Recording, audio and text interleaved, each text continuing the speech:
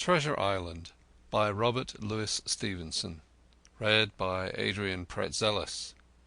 Chapter 27. Pieces of 8. Owing to the cant of the vessel, the masts hung far out over the water, and from my perch on the cross trees I had nothing below me but the surface of the bay. Hand, who was not so far up, was in consequence nearer to the ship, and fell between me and the bulwarks.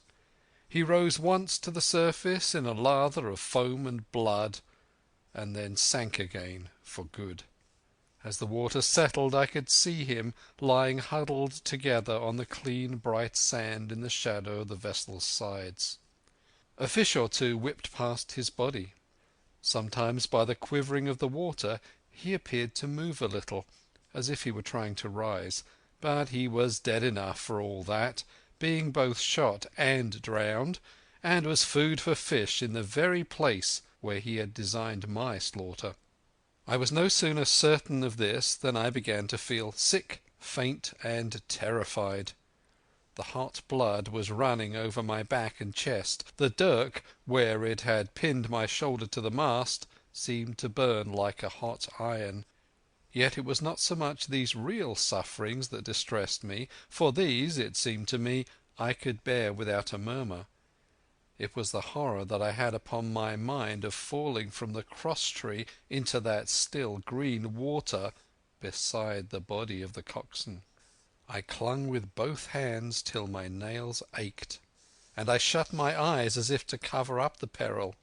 Gradually my mind came back again. My pulses quieted down to a more natural time, and I was once more in possession of myself. It was my first thought to pluck forth the dirk, but either it struck too hard or my nerve failed me, and I desisted with a violent shudder. Oddly enough, that very shudder did the business. The knife, in fact, had come the nearest in the world to missing me altogether. It held me by a mere pinch of skin, and this the shudder tore away. The blood ran down the faster, to be sure, but I was my own master again, and only tacked to the mast by my coat and shirt.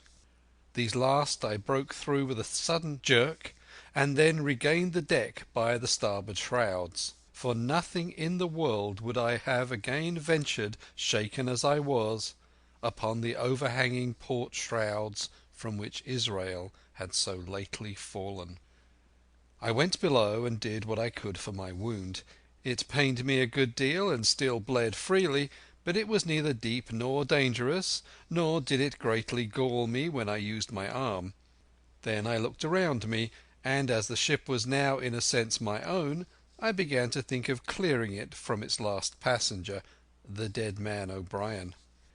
He had pitched, as I have said, against the bulwarks, where he lay like some horrid, ungainly sort of puppet.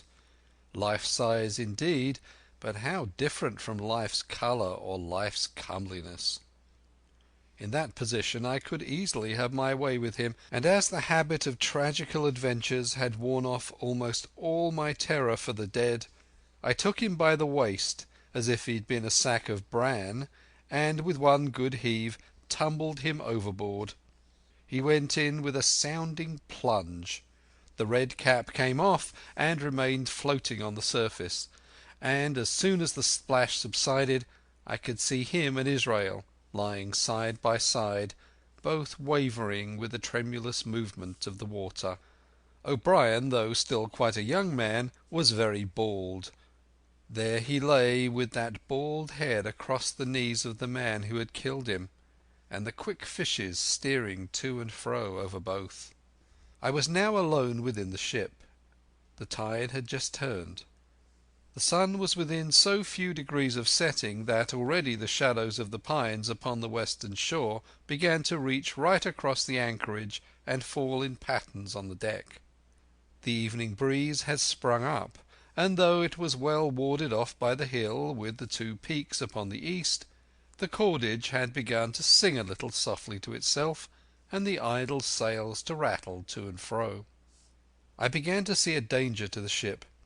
The jibs I speedily doused and brought tumbling to the deck, but the mainsail was a harder matter. Of course, when the schooner canted over, the boom had swung outward, and the cap of it and a foot or two of sail hung even under water. I thought this made it still more dangerous, yet the strain was so heavy that I half feared to meddle. At last I got my knife and cut the halyards. The peak dropped instantly, the great belly of loose canvas floated broad upon the water, and since, pull as I liked, I could not budge the downhaul, that was the extent of what I could accomplish. For the rest, the Hispaniola must trust to luck, like myself. By this time the whole anchorage had fallen into shadow. The last rays, I remember, falling through a glade of the wood and shining bright as jewels on the flowery mantle of the wreck. It began to be chill. The tide was rapidly fleeting seaward, the schooner settling more and more on her beam ends. I scrambled forward and looked over. It seemed shallow enough, and holding the cut hawser in both hands for a last security, I let myself drop softly overboard. The water scarcely reached my waist, the sand was firm and covered with ripple marks, and I waded ashore in great spirits, leaving the Hispaniola on her side, with her mainsail trailing wide upon the surface of the bay. About the same time the sun went fairly down, and the breeze whistled low in the dusk among the tossing pines. At least, and at last, I was off the sea, nor had I returned thence empty-handed. There lay the schooner, clear at last from buccaneers, and ready for our own men to board and get to sea again. I had nothing nearer my fancy than to get home to the stockade and boast of my achievements. Possibly I might be blamed a bit for my truancy, but the recapture of the Hispaniola was a clinching answer, and I hoped that even Captain Smollett would confess I had not lost my time. So thinking, and in famous spirits, I began to set my face homeward for the blockhouse and my companions. I remembered that the most easterly of the rivers which drain into Captain Kidd's anchorage ran from the two-peaked hill upon my left, and I bent my course in that direction that I might pass the stream while it was small. The wood was pretty open, and keeping along the lower spurs, I had soon turned the corner of that hill, and not long after waded to the mid-calf across the watercourse. This brought me near to where I had encountered Ben Gunn, the Maroon, and I walked more circumspectly, keeping an eye on every side. The dusk had come nigh hand completely, and as I opened out of the cleft between the two peaks, I became aware of a wavering glow against the sky where, as I judged, the man of the island was cooking his supper before a roaring fire. And yet I wondered in my heart that he should show himself so careless, for if I could see this radiance, might it not reach the eye of Silver himself, where he camped upon the shore among the marshes? Gradually the night fell blacker. It was all I could do to guide myself even roughly toward my destination. The double hill behind me and the spyglass on my right hand loomed fainter and fainter. The stars were few and pale, and in the low ground where I wandered I kept tripping among bushes and rolling into sandy pits. Suddenly a kind of brightness fell about me. I looked up. A pale glimmer of moonbeams had alighted on the summit of the spyglass, and soon after I saw something broad and silvery moving low down behind the trees, and knew the moon had risen. With this to help me, I passed rapidly over what remained to me of my journey, and, sometimes walking, sometimes running, impatiently drew near to the stockade. Yet, as I began to thread the grove that lies before it, I was not so thoughtless but that I slacked my pace and went a trifle warily. It would have been a poor end of my adventures to get shot down by my own party in mistake. The moon was climbing higher and higher. Its light began to fall here and there in masses through the more open districts of the wood, and right in front of me a glow of a different colour appeared among the trees. It was red and hot, and now and again it was a little darkened, as it were the embers of a bonfire smouldering. For the life of me I could not think what it might be. At last I came right down upon the borders of the clearing. The western end was already steeped in moonshine. The rest, and the blockhouse itself, still lay in a black shadow, checkered with long silvery streaks of light. On the other side of the house an immense fire had burned itself into clear embers, and shed a steadily red reverberation, contrasting strongly with the mellow paleness of the moon. There was not a soul stirring, nor a sound beside the noises of that breeze. I stopped with much wonder in my heart, and perhaps a little terror also. It had not been our way to build great fires. We were indeed, by the captain's orders, somewhat niggardly of firewood, and I began to fear that something had gone wrong while I was absent. I stole round by the eastern end, keeping close in shadow, and at a convenient place where the darkness was thickest, crossed the palisade. To make assurance surer, I got upon my hands and knees and crawled without a sound toward the corner of the house. As I drew nearer my heart was suddenly and greatly lightened. It was not a pleasant noise in itself, and I have often complained of it in other times, but just then it was like music to hear my friends snoring together so loud and peaceful in their sleep. The sea-cry of the watch, that beautiful "All's well," never fell more reassuringly on my ear. In the meantime there was no doubt of one thing: they kept an infamous bad watch. If it had been Silver and his lads that were now creeping in on them, not a soul would have seen daybreak. That was what it was, thought I, to have the captain wounded, and again I blamed myself sharply for leaving them in that danger with so few to mount guard. By this time I had got to the door and stood up. All was dark within, so that I could distinguish nothing by the eye. As for sounds, there was the steady drone of the schnorrers, and a small occasional noise, a flickering or pecking, that I could in no way account for. With my arms before me I walked steadily in. I should lie down in my own place, I thought with a silent chuckle, and enjoy their faces when they found me in the morning. My foot struck something yielding. It was a sleeper's leg, and he turned and groaned, but without awaking. And then, all of a sudden, a shrill voice broke forth out of the darkness. "Pieces of 8, pieces of 8, pieces of 8, pieces of 8, pieces of 8," and so forth, without pause or change, like the clacking of a tiny mill. Silver's green parrot! Captain Flint! It was she whom I had heard pecking at a piece of bark. It was she, keeping better watch than any human being, who thus announced my arrival with her wearisome refrain. I had no time left me to recover. At the sharp clicking tone of the parrot the sleepers awoke and sprang up, and with a mighty oath the voice of Silver cried, "Who goes?" I turned to run, struck violently against one person, recoiled, and ran full into the arms of a second, who, for his part, closed upon and held me tight. "Bring a torch, Dick," said Silver, when my capture was thus assured. And one of the men left the log house and presently returned with a lighted brand. End of chapter 27. Part 6. Captain Silver. Chapter 28. In the enemy's camp. The bright glare of the torch lighting up the interior of the blockhouse showed me the worst of my apprehensions realized. The pirates were in possession of the house and stores. There was the cask of cognac. There were the pork and bread as before, and what tenfold increased my horror, not a sign of any prisoner. I could only judge that all had perished, and my heart smote me sorely that I had not been there to perish with them. There were 6 of the buccaneers, all told. Not another man was left alive.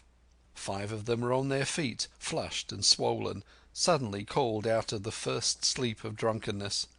The 6th had only risen upon his elbow. He was deadly pale, and the blood-stained bandage round his head told that he had recently been wounded, and was still more recently dressed. I remembered the man who had been shot and run back among the woods in the great attack, and doubted not that this was he. The parrot sat, preening her plumage, on Long John's shoulder. He himself, I thought, looked somewhat paler and more stern than I was used to.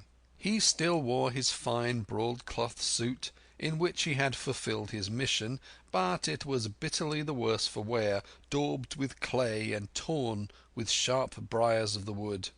"So," said he, "here's Jim Hawkins, shiver my timbers. Dropped in like, eh? Well, come, I take that friendly." And thereupon he sat down across the brandy cask and began to fill a pipe. "Give me the loan of a link, Dick," said he, and then, when he had a good light, "That'll do, my lad," he added. "Stick the glim in the wood heap, and you, gentlemen, bring yourselves too. You needn't stand up for Mr. Hawkins. He'll excuse you, you may lay to that. And so, Jim," stopping the tobacco, "here you are, and quite a pleasant surprise for old John. I see you were smart when first I set my eyes on you, but this here gets away from me clean, it do." To all this, as may be well supposed, I made no answer. They had set me with my back against the wall, and I stood there looking Silver in the face, pluckily enough, I hope, to all outward appearance, but with black despair in my heart. Silver took a whiff or two of his pipe with great composure, and then ran on again. "Now you see, Jim, so be as you are here," said he, "I'll give you a piece of my mind. I've always liked you, I have, for a lad of spirit, and the picture of my own self when I was young and handsome. I always wanted to join and take your share and die a gentleman, and now, my cock, you've got to. Captain Smollett's a fine seaman, as I'll own up to any day, but stiff on discipline. Duty is duty, says he, and right he is. Just you keep clear of the captain. The doctor himself is gone dead again you. Ungrateful scamp, was what he said. And the short and the long of the whole story is about here. You can't go back to your own lot, for they won't have you. And without you start a third ship's company all by yourself, which might be lonely, you'll have to join with Captain Silver." So far so good. My friends, then, were still alive, and though I partly believed the truth of Silver's statement that the cabin party were incensed at me for my desertion, I was more relieved than distressed by what I heard. "I don't say nothing as to your being in our hands," continued Silver, "though there you are, and you may lay to it. I'm all for argument. I never seen good come out of threatening. If you like the service, well, you're joined, and if you don't, Jim, why, you're free to answer no. Free and welcome, shipmate, and if fairer can be said by mortal seamen, shiver my sides." "Am I to answer, then?" I asked, with a very tremulous voice. Through all this sneering talk I was made to feel the threat of death that overhung me, and my cheeks burned and my heart beat painfully in my breast. "Lad," said Silver, "no one's a pressing of you. Take your bearings. None of us won't hurry you, mate. Time goes so pleasant in your company, you see." "Well," says I, growing a bit bolder, "if I'm to choose, I declare I have a right to know what's what, and why you're here, and where my friends are." "What's what?" repeated one of the buccaneers in a deep growl. "I'd be a lucky one as knowed that." "You'll perhaps batten down your hatches till you are spoken to, my friend," cried Silver truculently to the speaker. And then, in his first gracious tones, he replied to me. "Yesterday morning, Mr. Hawkins," said he, "in the dog watch, down came Dr. Livesey with a flag of truce, Says he, Captain Silver, you're sold out. Ship's gone. Well, maybe we'd been taking a glass and a song to help it round. I won't say no. Leastways, none of us had looked out. We looked out, and by thunder, the old ship was gone. I never seen a pack of fools look fishier, and you may lay to that if I tells you that I looked the fishiest. Well, says the doctor, let's bargain. We bargained, him and I, and here we are. Stores, brandy, blockhouse, the firewood you was thoughtful enough to cut, and in a manner of speaking, the whole blessed boat from Crosstrees to Keelson. As for them, they've tramped. I don't know wheres they are. He drew again quietly at his pipe. And lest you should take it into that head of yours, he went on, that you was included in the treaty, here's the last word that was said. How many are you, says I, to leave? 4, says he, 4 and one of us wounded. As for that boy, I don't know where he is, confound him, says he, nor I don't much care. We're about sick of him, there was his words. Is that all? I asked. Well, it's all you're to hear, my son, returned Silver. And now I am to choose? And now you are to choose, and you may lay to that, said Silver. Well, said I am not such a fool, but I know pretty well what I have to look for. Let the worst come to the worst. It's little I care. I've seen too many die since I fell in with you. But there's a thing or two I have to tell you, I said, and by this time I was quite excited. And the first is this. Here you are in a bad way. Ship lost, treasure lost, men lost, your whole business gone to wreck. And if you want to know who did it, it was I. I was in the apple barrel that night we sighted land, and heard you, John, and you, Dick Johnson, and Hans, who is now at the bottom of the sea, and told every word you said before the hour was out. And as for the schooner, it was I who cut her cable, and it was I who killed the men you had aboard her, and it was I who brought her where you'll never see her more, not one of you. The laugh's on my side. I've had the top of this business from the first. I no more fear you than I fear a fly. Kill me, if you please, or spare me. But one thing I'll say, and no more. If you spare me, bygones are bygones, and when you fellows are in court for piracy, I'll save you all I can. It is for you to choose. Kill another and do yourselves no good, or spare me and keep a witness to save you from the gallows. I stopped now, for I tell you I was out of breath, and to my wonder not a man of them moved, but all sat staring at me like as many sheep. And while they were still staring, I broke out again. "And now, Mr. Silver," I said, "I believe you're the best man here, and if things go to the worst, I'll take it kind of you to let the doctor know the way I took it." "I'll bear it in mind," said Silver, with an accent so curious that I could not for the life of me decide whether he was laughing at my request or had been favourably affected by my courage. "I'll put one to that," cried the old mahogany-faced seaman, Morgan by name, whom I had seen in Long John's public house upon the quays of Bristol. "It was him that knowed Black Dog. Well, and see here," added the sea cook, "I'll put another to that, by thunder. It was this same boy that faked the chart from Billy Bones. First and last we've split upon Jim Hawkins." "Then here goes," said Morgan with an oath. And he sprang up, drawing his knife as if he had been 20. "Avast there!" cried Silver. "Who are you, Tom Morgan? Maybe you thought you were captain here, perhaps. By the powers, but I'll teach you better.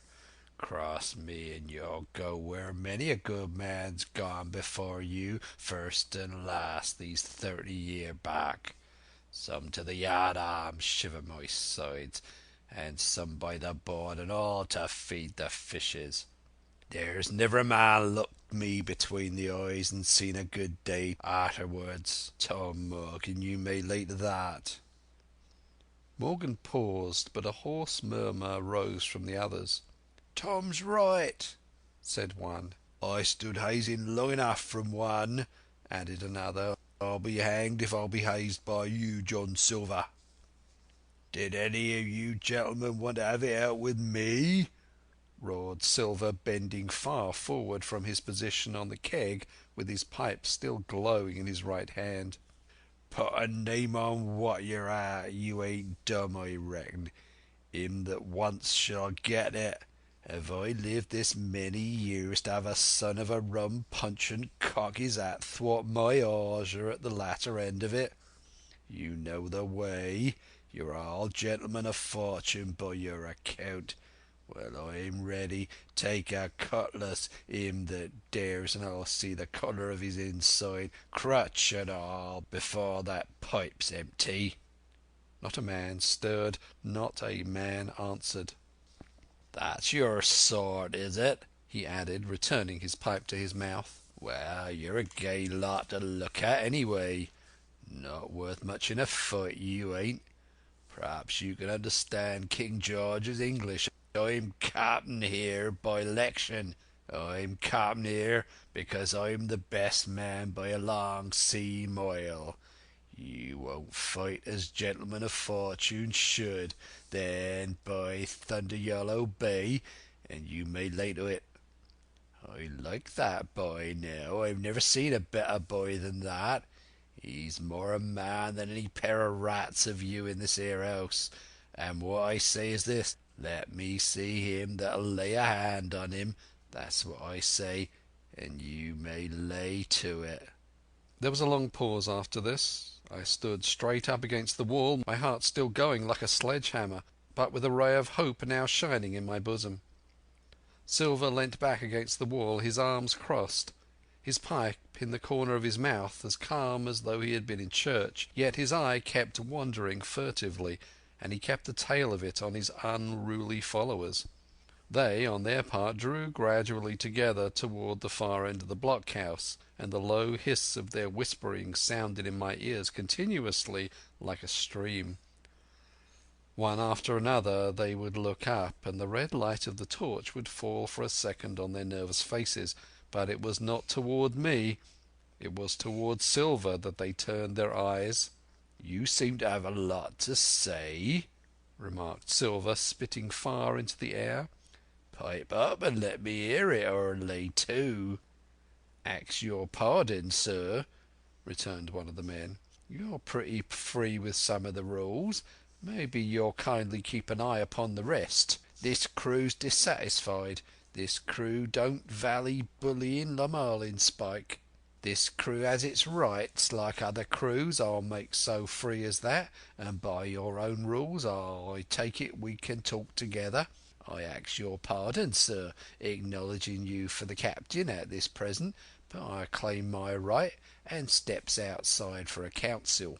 And with an elaborate sea salute, this fellow, a long, ill-looking, yellow-eyed man of 35, stepped coolly toward the door and disappeared out of the house. One after another the rest followed his example, each making a salute as he passed, each adding some apology. "According to rules," said one. "Forecastle council," said Morgan. And so, with one remark or another, all marched out and left Silver and me alone with the torch. The sea cook instantly removed his pipe. "Now look you here, Jim Hawkins," he said in a steady whisper that was no more than audible. "You're within half a plank of death, and what's a long sight worse, of torture. They're going to throw me off, but you mark, I stand by you through thick and thin.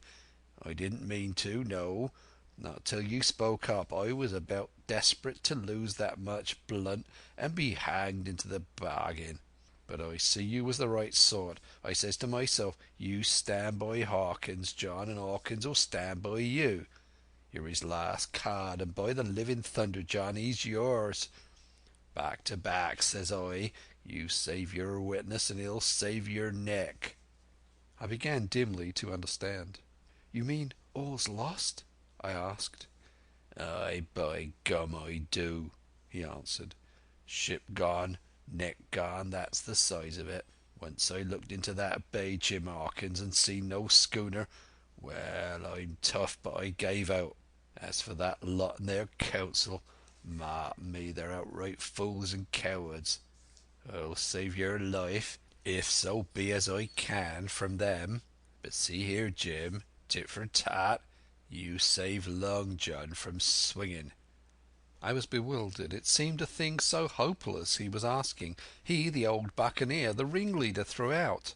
"What I can do, that I'll do," I said. "It's a bargain," cried Long John. "You speak up plucky, and by thunder I've a chance." He hobbled to the torch where it stood propped among the firewood, and took a fresh light to his pipe. "Understand me, Jim," he said, returning. "I've head on my shoulders, I have. I'm on Squire's side now. I know you've got that ship safe somewheres. How you done it I don't know, but safe it is. I guess Hans and O'Brien turned soft. I never much believed in neither of them. Now, you mark me. I ask no questions, nor won't let others.